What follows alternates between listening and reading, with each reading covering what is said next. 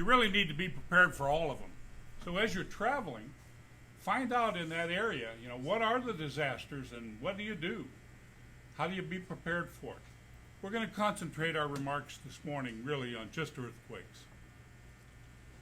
There's 3 time periods that we're going to talk about: the before, the during, and the after. I'm going to start with during. What do you do during? When that starts to shake, what do? Do you freeze up? Are you the deer with the headlights in his eyes? Just petrified? Can't move? Or are you the one that bolts and runs? A lot of people have tried to run through a sliding glass door. Or they've fallen down, broken an arm, broken a leg. Or do you kick into automatic pilot? What you've trained for, what you practiced. Like the police, firemen, paramedics, military, they train, they practice over and over and over again. So when the lights come on and it's showtime, they don't have to think. They definitely don't panic because they trained.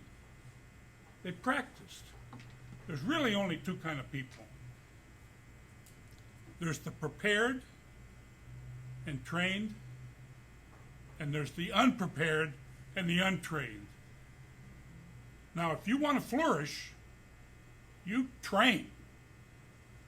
Now, I'm going to be handing out some papers later that you can go over and look at and put together some ideas. But the main thing that we're going to talk about is, what do you do in the second time period? What do you do after the earthquake? Now, you want to assess the damage. There could be some broken pipes, gas, or water. You need to know where the shutoff valves are, right? You need to have the wrench and the tool so that you know where to shut off the electricity, the gas, and the water. The next thing you want to do is you want to have a meeting place or a rendezvous place. Where are you going to meet after this happened? Now, the last thing you want is you want to have half of the people in the front yard and half the people in the backyard, and you're wondering, do I go back into that firehouse? I think somebody's still in there. So have a rendezvous planned ahead of time. Another thing you can do is have a contact person. Who are we going to contact? We want to stay in touch with each other. Say all the phones are out. Let's get somebody out of the area, out of the state. We'll call Aunt Sue. Everybody has Aunt Sue's phone number. If we need to get in touch with each other, we'll call her. She'll be our contact. Or maybe it's Brother Jim in Chicago.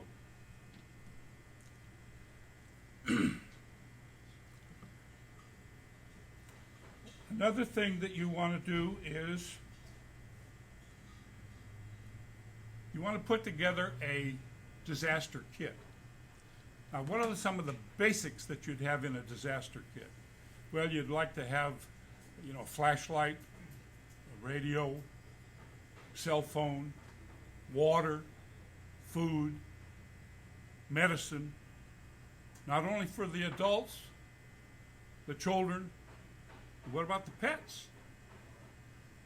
What about anybody with handicap or special needs? Take them into consideration as you're putting your disaster kit together. And I would, after I pass these out, and I can pass them out right now, if you would. I want everybody, your assignment is, and your challenge is, I want you to go over this list and read it.